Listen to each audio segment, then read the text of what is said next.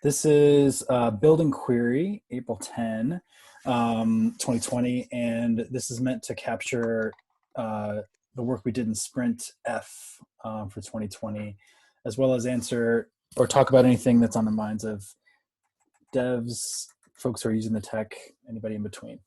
I think it's Sprint G. Oh my God, it is Sprint G. Yes, okay. You're right. Just making sure.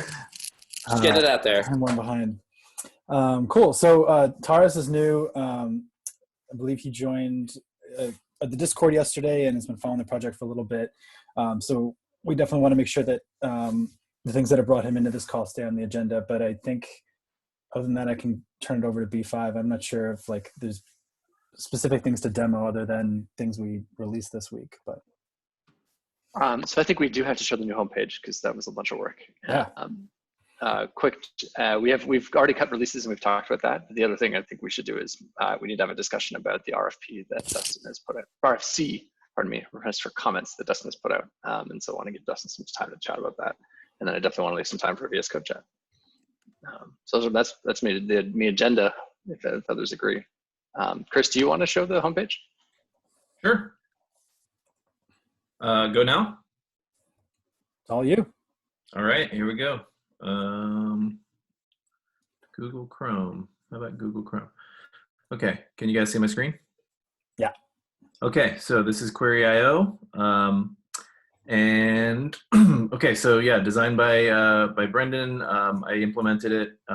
It's responsive, so I'll show you what it looks like on mobile, but we'll just run through the top from top to bottom. So data with friends, kind of summarizes the ecosystem we're trying to build, where anybody can publish, anybody can pull down other people's data sets with ease, and we want some call to action here, so people will either go straight to the download page or learn more. We'll take you to docs, and we scroll down and we enter this features area. So we say, let's rethink what data sets can do, and we're of course versioning, sharing, automating, querying, and integrating, and probably more to come. But we have some simple overview of what query does, followed by some data sets. So these are just three featured data sets that are kind of hard coded for now, but we'll hook it up to the actual featured data sets that come from Query Cloud in a moment. But we also have a search box here, so you can actually just search for stuff. And if I can say earthquakes, for example, and hit enter, this will take me right to Query Cloud and give me a search results page, so I can search directly from the Query.io homepage. So let's go back. Or I can just click on any one of these. So if I wanted to look at these turnstile counts, this will just take me straight to the Query Cloud profile for the turnstile counts. So we can add more of these, or we can swap these out as we need to. So continuing to scroll down, we have some sort of overview features, or basically these are calls to action for downloading desktop specifically and showing a screenshot of desktop, and then downloading CLI with like a curl command just to get the installer very quickly. So kind of catering to both ends of the data user spectrum, people who want the graphical interface and people who just want to jam some stuff into their bash terminal. And then further down, we've highlighted some of our data stories. So we have the bus route animation of real-time data. We've got the MTA turnstile data, and we've got this bridge count, so we can swap these out as well, but just gives us some more visibility on what's going on with the blog and all the all the things we do with data, not just moving the data around. And then last but not least, sign up for our newsletter and link to GitHub. So that's it. Let's see what it looks like on smaller screens, and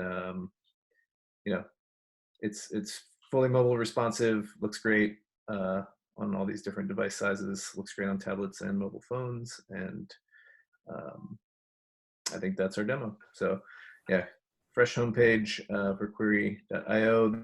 This was something that was on the list for the big refactor we did when we moved the site over to Gatsby. We redid the docs page all back at the end of last year, but we never quite made it to the homepage. So now it's kind of up to speed with the rest and looks good. And we're going to start seeing what we can do to drive some more downloads off of that. Thank you kindly, sir.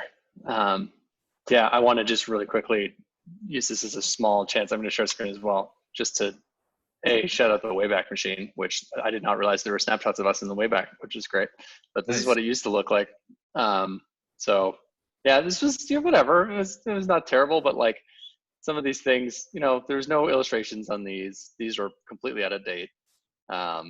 This thing is totally cut off. This was not mobile responsive in the same way at all. I think it's a major league improvement thanks to Chris's work. And so, way to go! Yay!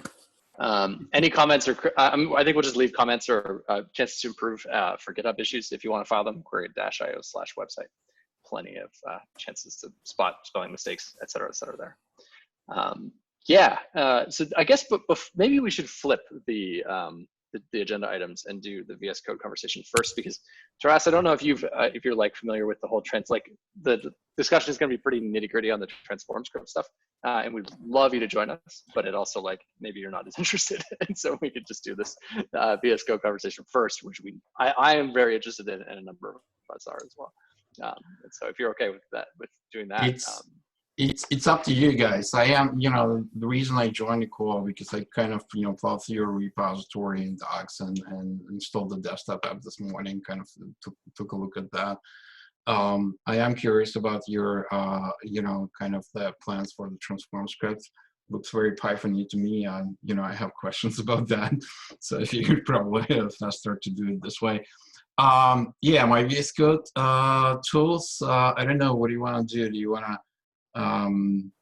want me to share screen, show it to you, or do you want me to just talk about it? I think it'd be great if you have something you can share really quick. That'd be awesome, and then we can move into a discussion. Yeah. So let's see. What should I share?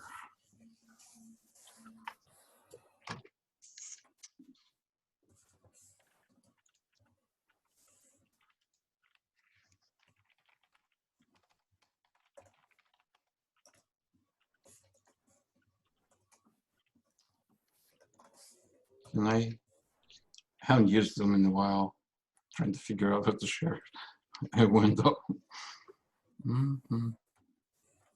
Yeah, look for a green box with an arrow in it towards the bottom. And screen.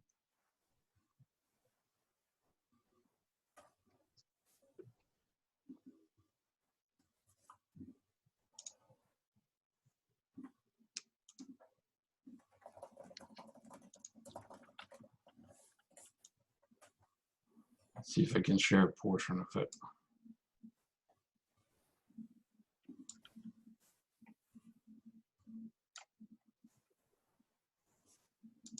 Can you guys see it? No.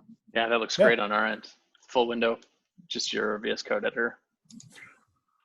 Okay, so this is the extension I started building like in May of last year. And I went to the extensions marketplace. So if most of you are VS Code users, you can just go there and search for data. So a lot of devs use it because it actually has support for lots of different data formats, right? YAML, all the JSON formats, actually. So I put a lot of effort into documentation of what's supported and how it's loaded. You guys feel free, it's open source. You can, peruse that repo and see if any of these excite you, so to speak. So one of the reasons I actually created, because I was looking into Apache Arrow binary format for loading data, larger chunks of data in web clients. And there was no really preview or any good tool for that. Plus, all the CSV and Excel tools in VS Code kind of suck, even like the ones with 2.5 million installs and downloads. And at the same time, I was playing this perspective view JavaScript library for one of the dashboards I was working for a client. So I'm like, okay, so this works, this looks interesting. So I sort of coupled it together, and then it sort of like grew over time. Can show you how it, like briefly how it works. So like going to my geodata viewer I've been working on. So it's like super simple.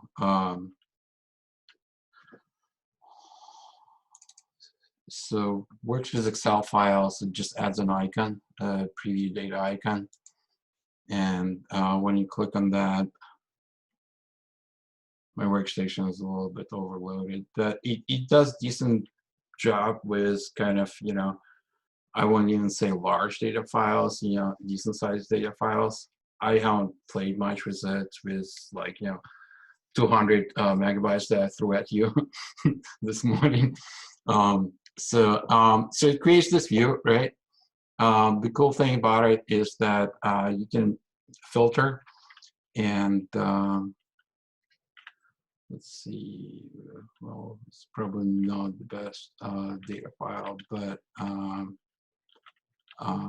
again, let's say, so you basically just drag and drop columns and does the grouping, and you can do filtering, and you can do like sort, you know, sort by columns, things like that, right? And then you can save this, save the configuration for this data view. And that's going to be a config. I need to rename it because it conflicts with some of the Android app config files. It's just the name of it, right?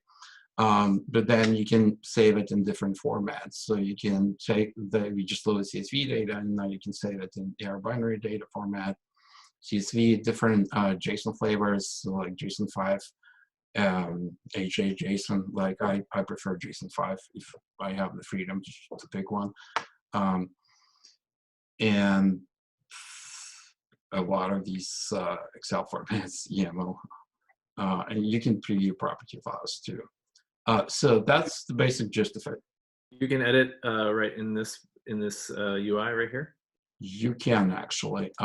So it's kind of alpha, but you can just double click and add it.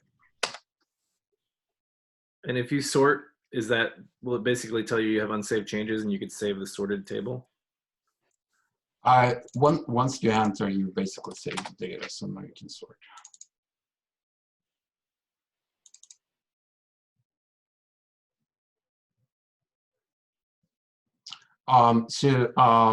That library is actually developed by most of the developers from Chase and FinOS Group. I don't know if you're familiar with them. Like, I've never heard of them before. I kind of started looking into it.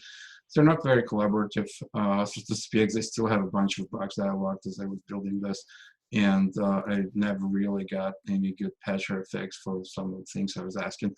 I know they're in the process of, so the grid the grid is actually super cool because I think the large data sets I've done is that was like 10,000 rows, and you can like really, really fast scroll through it. Things are in the process of switching to HTML-based. This is a Canvas-based grid.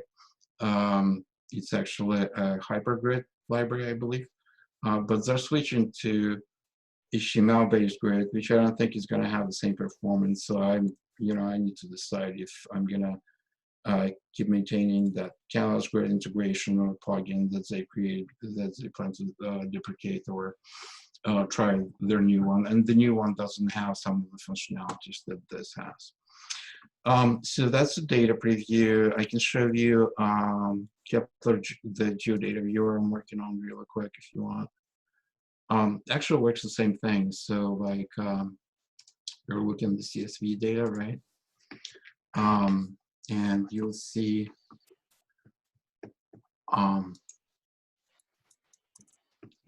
so there's an option to load that data in the map. It's been some time since I tried the data file, so let's see what we get. All right, so that just shows the dots. But that basically, if you're familiar with Kepler GL, it's kind of like an embedded, their web app, their demo app, where you can load different files and things like that, right? And then you just, through their controls panel, you just manipulate the map of you can add additional layers, add more data, you know, turn this into bubbles and things like that. It's got the couple things it has that the original library doesn't have.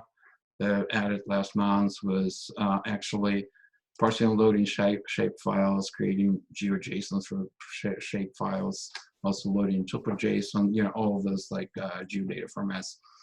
And I started working on integrating Open Layers library because it has like literal support for all the geodata formats in the wild. But they just recently updated their library that's more like TypeScript friendly, like literally this week. So that's kind of my plan for the week, and probably to add WKT, which I saw in your docs that you mentioned. And I already support KML and GPX, but there are a few other kind of obscure geodata formats that you know, most data scientists either work with or transform data from into GeoJSON from display. What do you think so far? Looks great. Yeah, this is really, really nice stuff. And thank you so much for sharing. It's lovely. Yeah, I mean, it's so nice, particularly even just going through the README of your data preview, like a clear rundown of supported data formats and the methodology you're using to actually like ingest them all. Speaking a little bit about the Arrow project, we're also like really interested in Arrow and think that it's a long-term, really phenomenal bet to be using. And so I'm delighted to hear that you're excited about the Arrow format. I think, Dustin, you've shipped some pull requests for the Go support for it? No? Did we try to? I was looking into it, and we were talking about making it happen, but never made any steps on it, really. Gotcha. There was discussion about what to do for the Go bindings, and like it required doing the C bindings that could be called from Go, but that just, yeah, it didn't work out. Yeah, totally. But needless to say, at some point, we're very excited to try and get our hands around Arrow. We think it's a native format we'd like to support. Yeah, so let me share this in chat. Arrow format is really cool. I think it's kind of just because they have a lot of different language bindings. You know, a couple of years ago, what was it, back in 2018, I was looking for a good like solution. I mean, you can use protocol buffers and other things, but yeah, I was looking for like a pure sort of data solution that has a lot of different language bindings, and that library is well maintained. It's like stupendous the number of bindings they support. So I worked out. My data preview is actually on their featured list. Well, they have like an ecosystem landing page. So I know, and I get a lot of hits from that, just that one side. I guess, you know, a lot of devs who work with Apache Arrow use my tool in VS Code.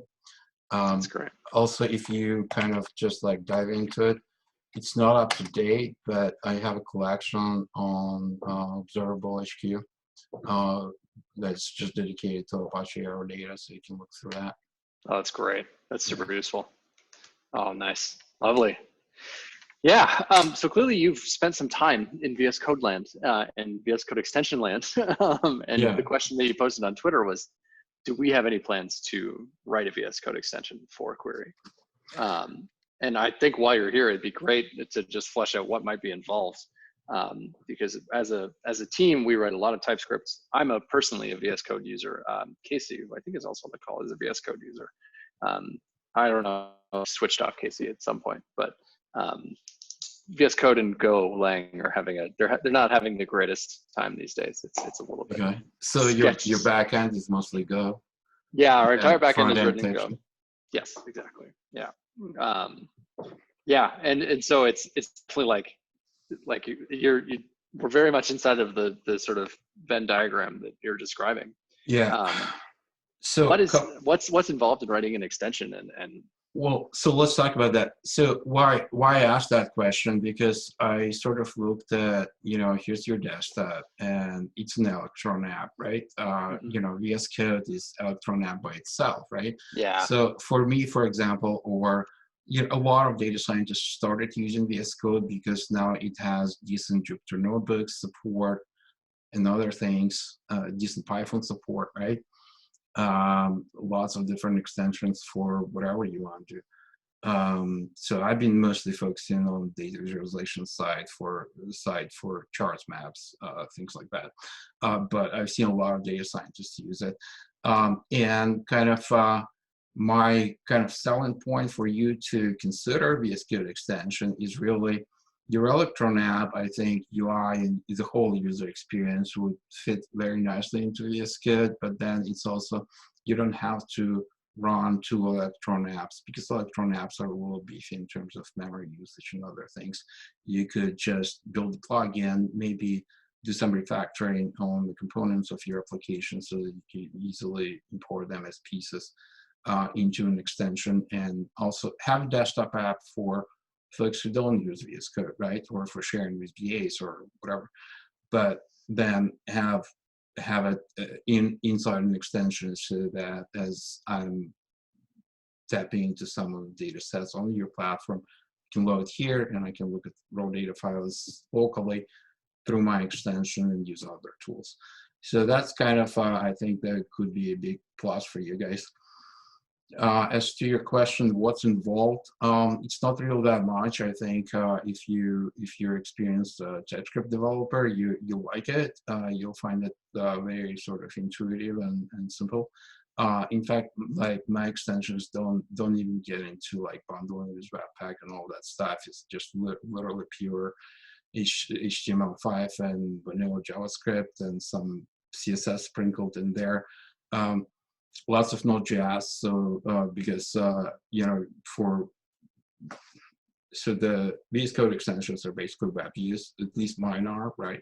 You can write different extensions for linters and debuggers and things like that, but as for like what you have in your desktop, it would be fairly simple to port all of that as a custom web view. And they just recently released an API where VS Code will even provide additional menu items and other things that make it much easier. I'm very active in their sort of unofficial VS Code group Slack, and we just had like our monthly call this week about sort of directions they're taking, some other UI in VS Code, and that team has been really good working with the third-party extension authors. So I'm kind of all plugged into that. But it, you know, it has really good like tree view control support. You know, the tabs that you have on the side, you can do that. They recently added sidebar you can do for config options and things like that. Really, you know, just kind of from a brief look at your desktop app this morning and what I've done over the year in VS Code, I don't see any kind of big obstacles of kind of porting, aside from maybe splitting desktop app into components you can import into those projects or building monorepo out of it, right? Oh, that's fantastic to hear. Yeah, this is all news. This is great to hear. I mean, the biggest thing that you really probably strikes you as common knowledge is like you just understand what is involved in writing a plugin, and that or an extension, I should call it. Yeah, I mean, these extensions are like literally simple web apps, right? Right. Just like your desktop app is just a web app. The nice thing about it is like, you know, why don't I use Kepler GL web app in browser? Because, you know, I don't like switching to browser every time I need to look at data. Yeah. Plus, the nice things you get out of it is you get access to local file system. Now, actually, all of my extensions work with GitHub and Gists. So you can load data configurations, you can load maps and geodata, and like that charts from Gists or GitHub repos, or basically any public online data source. I do have questions for you guys of how you publish and how is that data exposed other than through your desktop app, right? Mm-hmm. But with VS Code, yeah, you get hooks to the whole kind of workspace in VS Code, local file system. They have a really good remote file system API, so that you can host data files and other things in the cloud, but bring them into desktop in VS Code. You know, there are good tools that like I've started integrating with GistPad. I don't know if you've used it or familiar with it.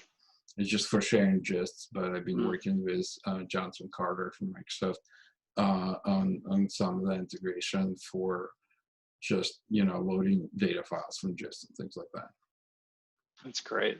Yeah, I mean, it's like, and like you said, the massive benefit of not running 2 Electron instances, and so we don't have 2 copies of Google Chrome running. That would be a major win for VS Code users. Yeah, I mean, this is really interesting, and it's something that I'd love to like start to just understand what work would be involved. For us, we always just try to balance decisions about whether we're going to support a new code base against like, Right. do we have to actually write? And as you said, if there's opportunities for deduplication, we should definitely at least do the research involved in what would go into such a project. Yeah. So the big question I have for you guys, are you going sort of down that path? Are you planning to add, you know, filtering, grouping options to the grid? Are you planning to add some absolutely. special data display with maps, you know, Mapbox maps or whatever? Yeah, I mean, to the point that we've been looking really hard at the Vega spec and including just native support for Vega, as our visualization syntax. In that case, you should definitely get my Vega viewer too. Totally. Well, and I mean, we wouldn't write that because it's not really core to, like, we've decided as a project that visualization is not like our core value proposition. We think like being able to move around and version data really easily is kind of the thing that we should focus on doing well. And that was where it was like, okay, well, cool. There's this great syntax called Vega. We got a major win out of JSON schema where like our schemas are just JSON schemas. There's no special thing out there. And so wherever we can just find another spec and say, write that spec, and we will make sure that we support it really well. But we definitely don't have a viewer. Go ahead.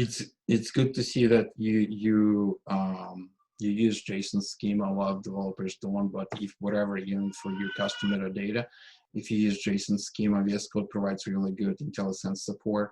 So as long as your JSON file references your schema, you get validation right out of the box, right?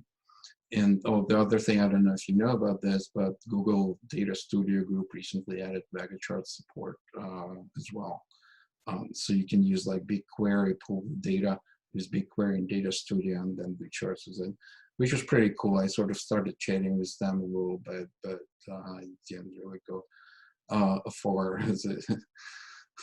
So this is all very, very interesting, and I'm glad. This is delightful to hear. I mean, I've been everybody who we really sort of respect around the data space has been asking us to look at Vega, and so I think that's great to hear that it's landing in other places. Yeah, awesome. If you want, you know, you can I can share a link to VS Code's dev Slack. It's fairly active. I think it's mostly me and a few other devs that work on VS Code extensions. But if you're curious about that, you can learn about it a lot about just development of extensions. Joining that Slack if you have time for it. Absolutely. Vega Slack is fairly active too. I occasionally just kind of pop in there to see if they have new releases. So I've been trying to keep Vega viewer in sync with their both Vega and Vega Lite chart library releases. This is great. Yeah, so that's all I got. That's really, really helpful. This is really exciting. I'd love to, so just as a follow-up on this, yeah, and as Rusty's saying and others, your demo was really great to us. So thank you so much for coming by and showing stuff. And it's definitely, we need to have a look at this because like personally, like maybe this is just a passion project that I start hacking on the side because like I would just love to have query support inside of this. Yeah, play as it really cool. Me. I'll peruse your Discord channel too as well. So we have a specific repository for like where we do these sort of high level talks about sort of like large projects and whether we should undertake them. And it's our request for comments repository. And so I think that the next step for this is to like gather up some of the links that you're sharing here and do a distillation of what you've presented here and like put this into a quick RFC issue and talk through whether or not we should actually sort of like undertake the project. Generally, we're pretty cautious about saying yes to undertaking a project just because if we do, we have to support it properly and make sure that it's something that we really like do properly. We might make it as like an experiment or like a little thing. I don't know. Maybe we can throw a tag around it that says this is extreme alpha. But here's another option. You know, I'm actually looking for a new full-time. It's something for you guys to consider. You know, we could like explore a short-term contract. I could get you up and running like a couple of weeks on an extension. It's not that hard. You have to know the workarounds, but it's not that hard really. Totally. Yeah, we will definitely, then let's definitely follow up in some other less public channel about potential employment. But thank you so much. Very cool. So thank you so much, Taras. And speaking of RFCs, we have one to discuss today surrounding transforms. And actually, yeah, Rusty's saying, clap for this. Thank you so much for presenting. This is really cool. I will definitely make a point of tagging you on GitHub once the issue is filed. We'll make sure that that's the follow-up from this conversation.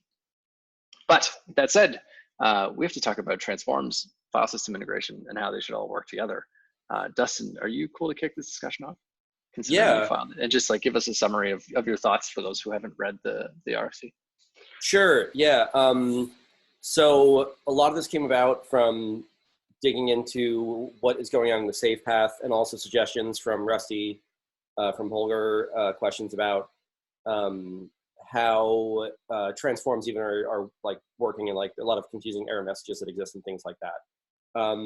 So a lot of the stuff that's discussed in the RFC is just talking about the history and the definitions we use internally so that we have kind of meaningful semantics around what happens when you save something.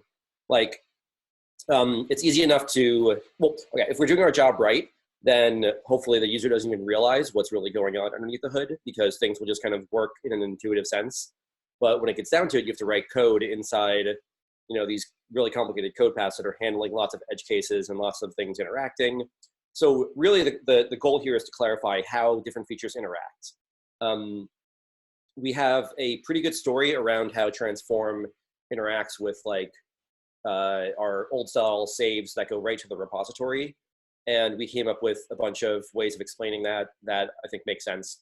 But when you come to file system integration, suddenly like none of those assumptions apply. So the basic conclusion of the RFC, the thing that's proposed, and there's going to be more coming added to it as well. But the current state of it is saying that the idea of a transform being applied to some input, producing some output, needs to be divorced from only caring about saves and kind of the state transition from one commit to another version of that data set. This is probably not controversial. The more interesting questions come around, like what does it mean? Like what does it mean for transforms and FSI to interact? Like how does that work, and how do you do it in a way that fits in with the other ways we have of talking about transforms?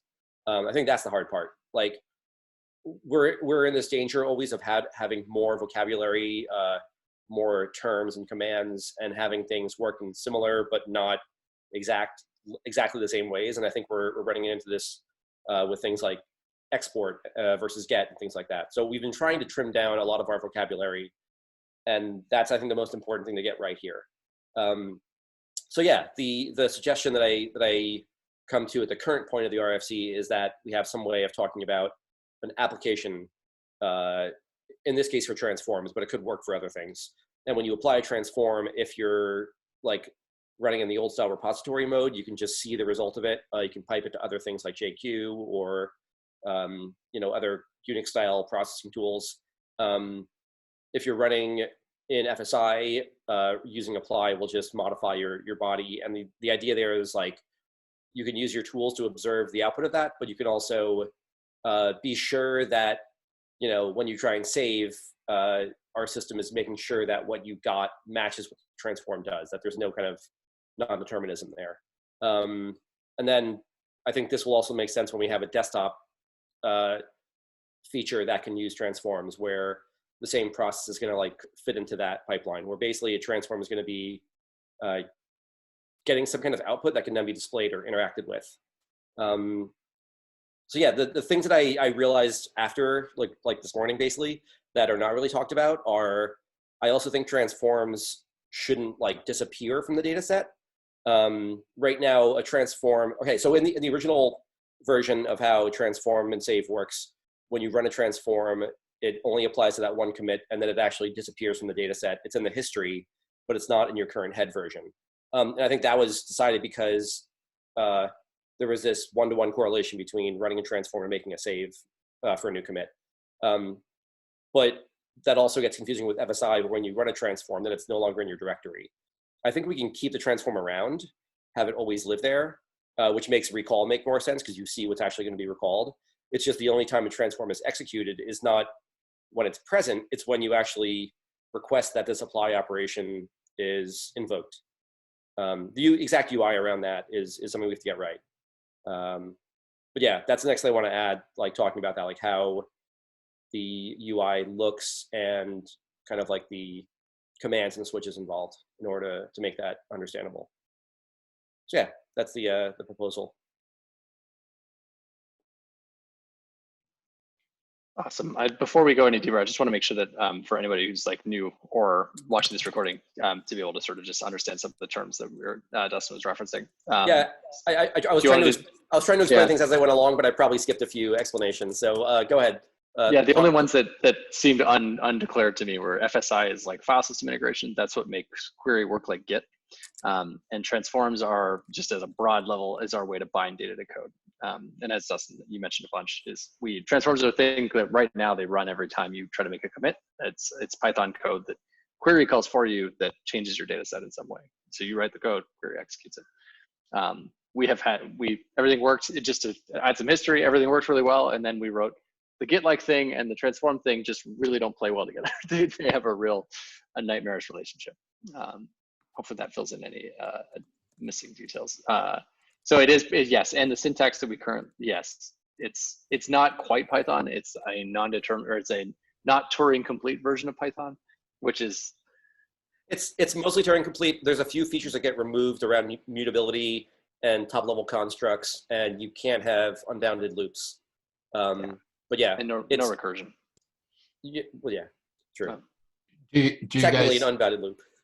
do you guys think eventually you'll open it up to be able to script it via Python, or you kind of want to keep it limited?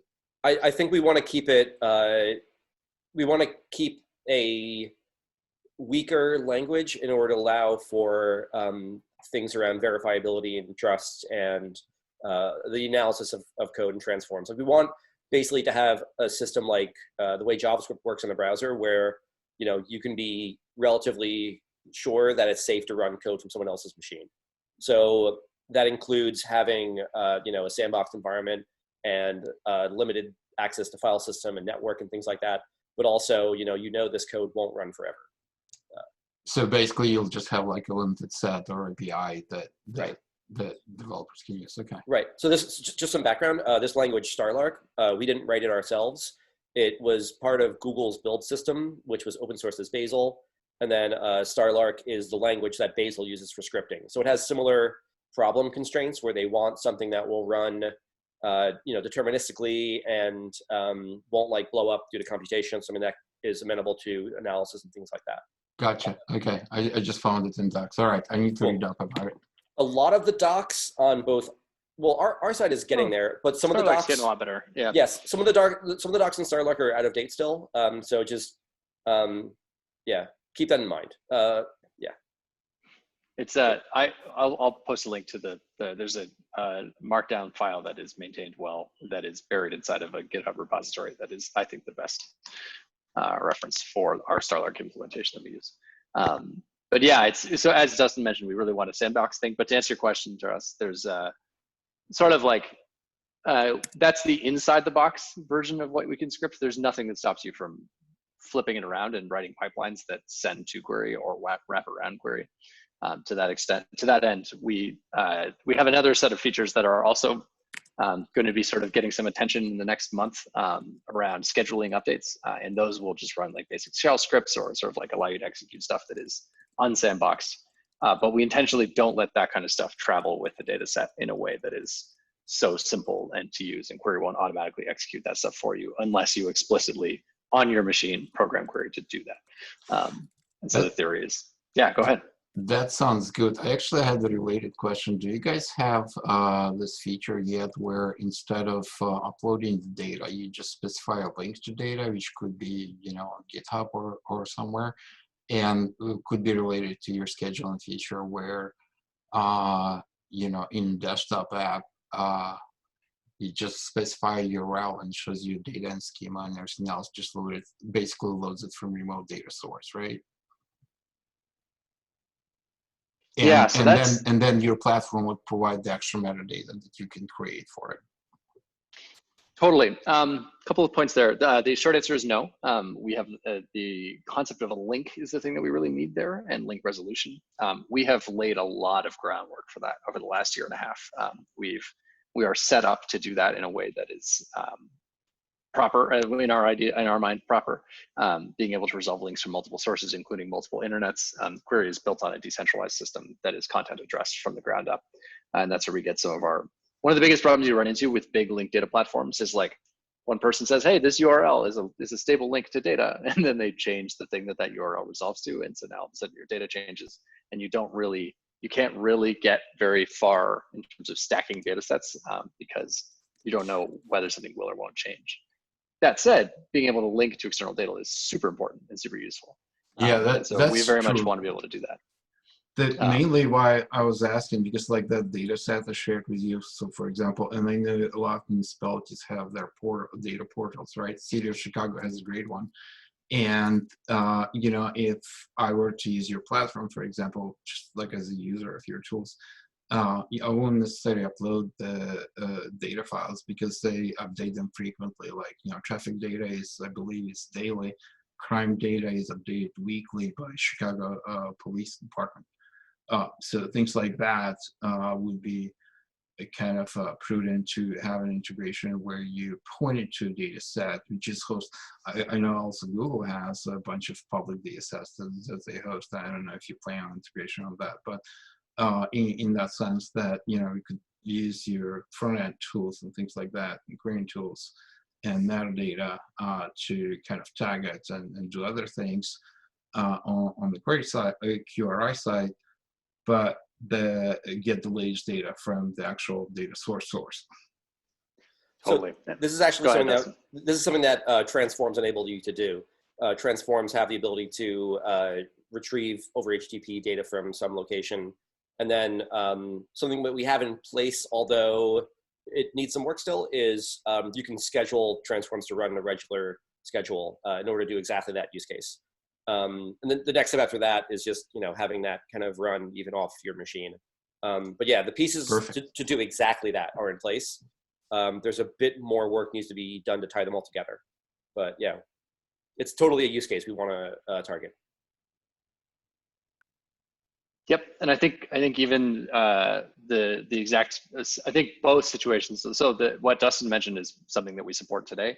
But long term, it would be even better. Like there are data sets that exceed what you would want to version, right? Where you have like, hey, this is a, you know, let's do NOAA's, you know, like regular haul of weather data, which is like NOAA regularly moves around close to a petabyte of data every week.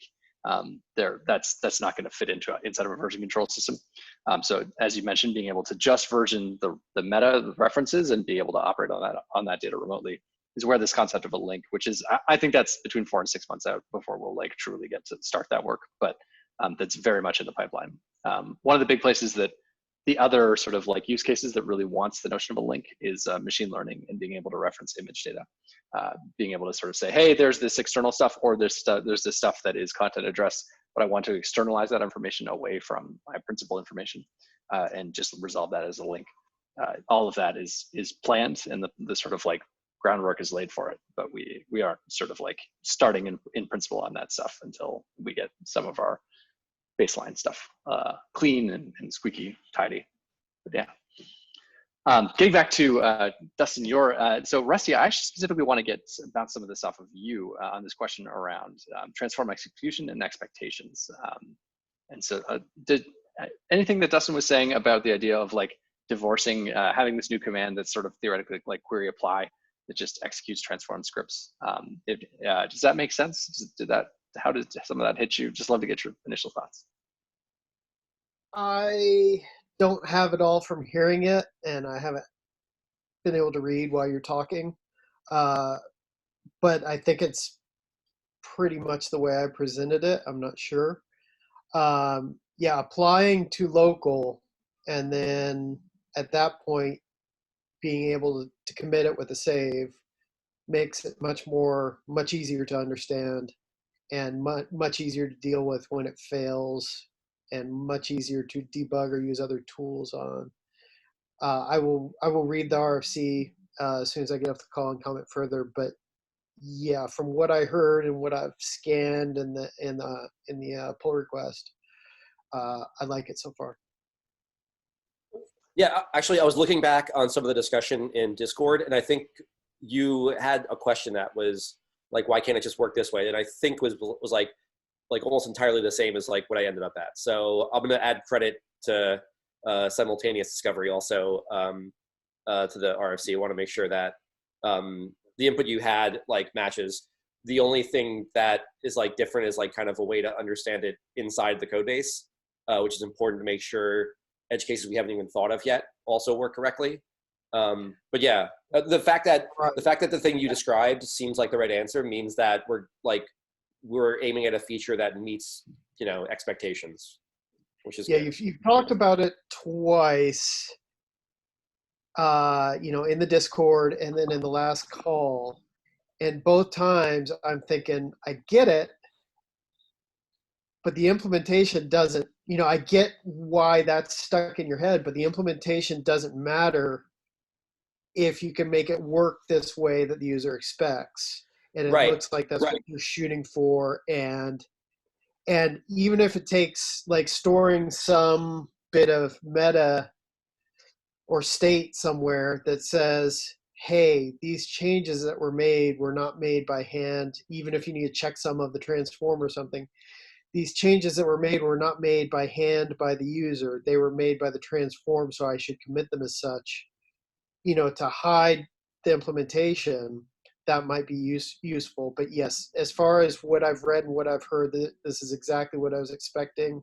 The only thing I have to ask really is,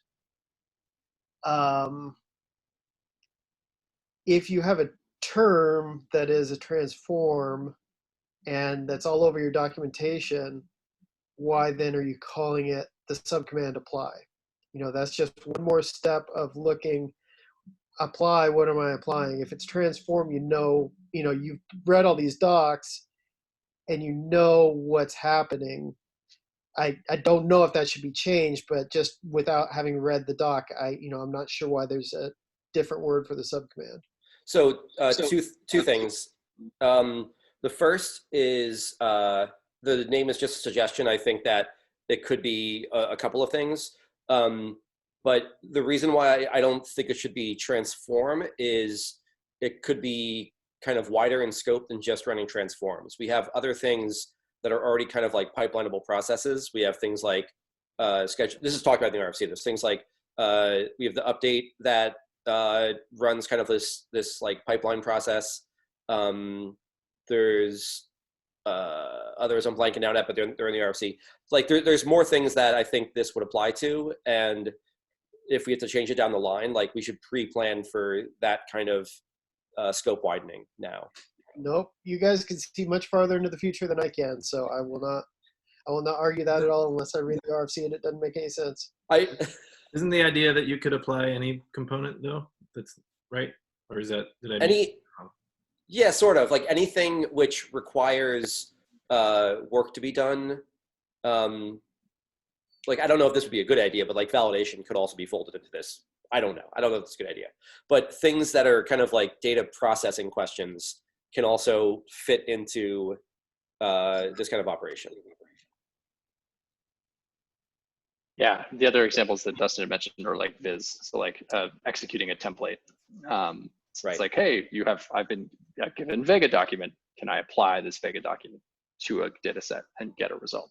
Yeah, maybe we call it like execute or exec or run. I don't know. But yeah, there's something there that I want to kind of like think about a bunch. Do stuff, or it's a doer of stuff, or Chris, you have some thoughts? Isn't the idea that it apply like it's running the transform and coming up with a new body, but it's not committing it, right?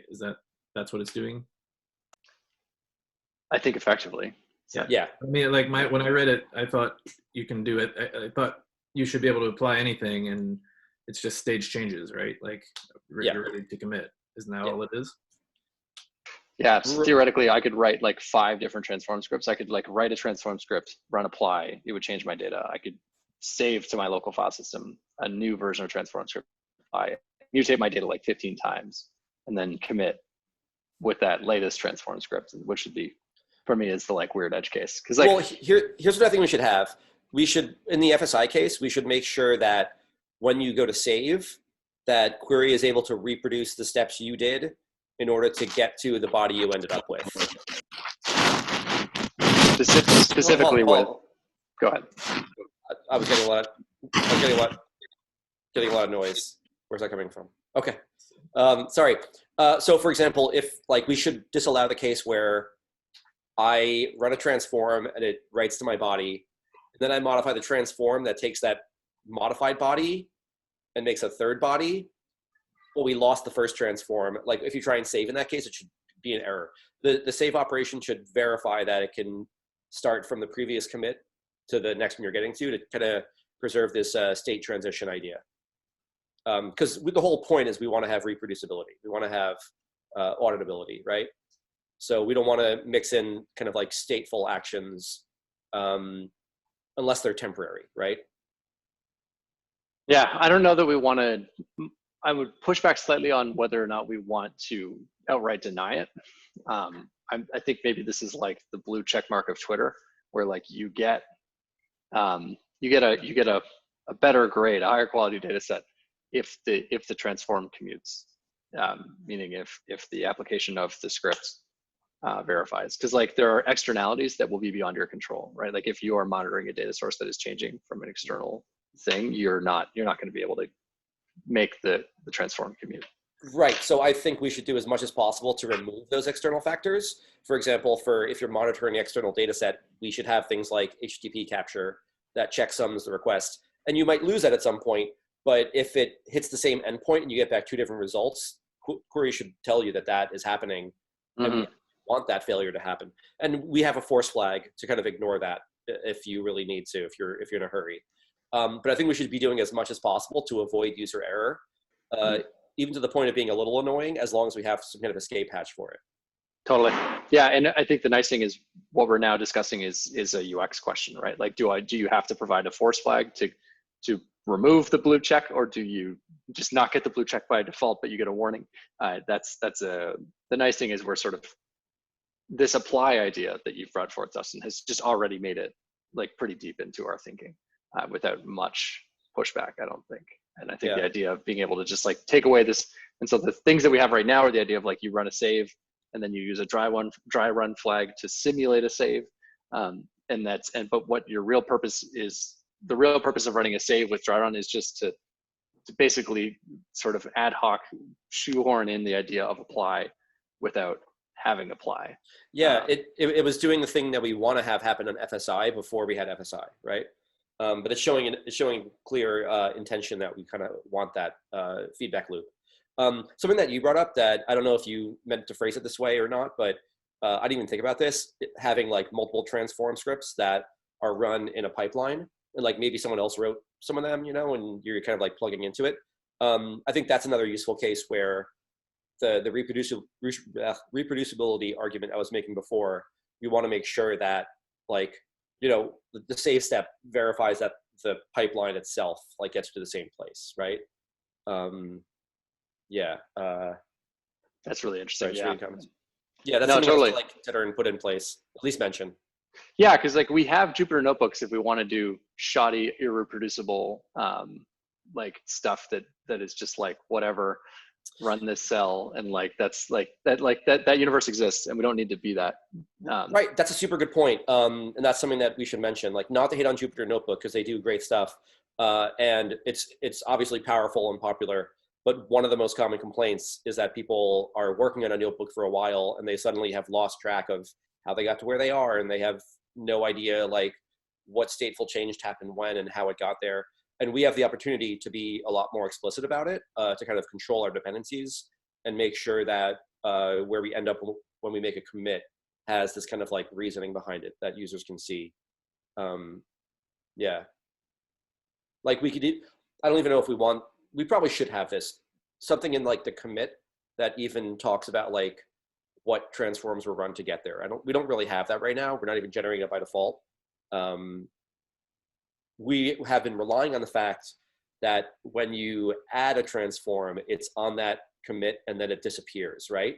But because of what I was arguing before, that we should keep the transform around, there should actually be a field in the commit that says this was produced by this pipeline.